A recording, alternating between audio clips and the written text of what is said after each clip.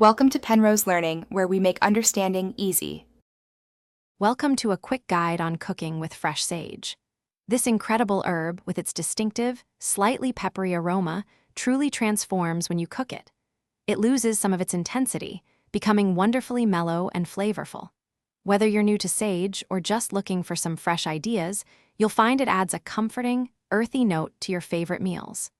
Let's explore how simple it is to incorporate this delightful herb into your cooking today. Before you start cooking, a little preparation goes a long way.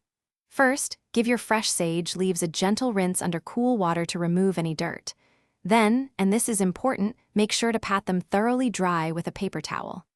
Excess moisture can make them steam instead of crisp up, which we want to avoid.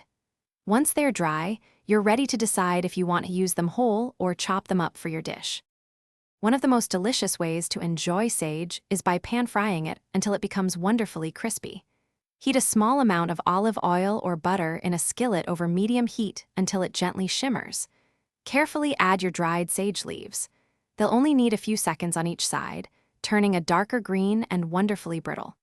Once golden and crisp, remove them immediately and sprinkle with a pinch of salt. These savory bits are fantastic as a flavorful garnish for many dishes.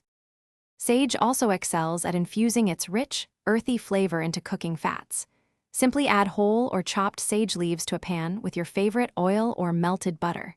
Gently heat this mixture over low heat for about 5 to 10 minutes, allowing the flavors to slowly meld. Strain out the leaves if you prefer, or leave them in for extra texture. This fragrant, infused fat is absolutely perfect for sautéing vegetables, making creamy sauces, or drizzling over warm bread. Sage is incredibly versatile, pairing wonderfully with so many foods.